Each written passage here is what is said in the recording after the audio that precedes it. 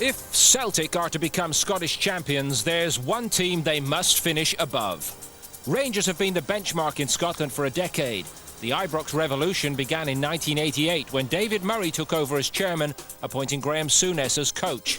Under Souness and his successors, Walter Smith and Dick Advocaat, Rangers have won the Championship 11 times, the Scottish Cup 5 times and the League Cup 6 times. Trophies and Rangers have been synonymous under Murray. The chairman spent $70 million in ground development at Ibrox, but the bulk of his investment, $130 million, has been spent strengthening the squad to bring it up to a standard capable of challenging in Europe, in the hope of matching Celtic's outstanding achievement as past winners of the European Cup.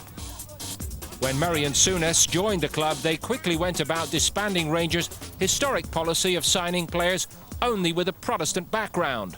Rangers has now become a truly cosmopolitan team, and they've prospered as a result. This week they crossed the city to meet Celtic. Rangers have dominated this ancient rivalry recently, but current players know history counts for little.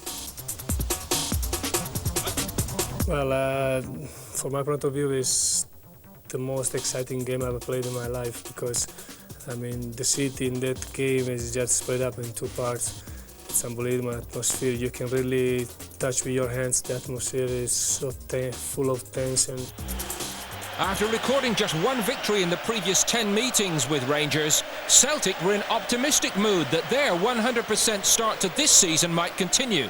And they had to wait less than a minute before Chris Sutton was on hand to turn in Henrik Larsson's shot off Luba Moravcic's corner. Just 7 minutes later, Celtic went further in front. Again a corner. Stilian Petrov this time getting in at the back post, exposing Rangers' defensive frailty. And the boys must have been pinching themselves to make sure they weren't dreaming when Moravcic set up Paul Lambert to drill home Celtic's third without reply in 12 minutes. Shell-shocked Rangers threw themselves a lifeline just before half-time. Rod Wallace found Claudio Reyna on the back post, and the American's header just sneaking past Jonathan Gould. After the break, Rangers committed men forward in a desperate attempt to hold themselves back into the contest, but the fight back was short-lived as Larsson brilliantly restored Celtic's 3-goal lead. Like true champions, Rangers refused to lie down. In the 54th minute, they gave themselves another glimmer of hope. Stefan Mahe adjudged to have bundled Wallace over in the area. And Billy Dodd stepped up to fire into the bottom corner. But 4 minutes later, the home support was celebrating yet again. Larsson's applying another breathtaking finish, rising to meet Bobby Petter's free kick.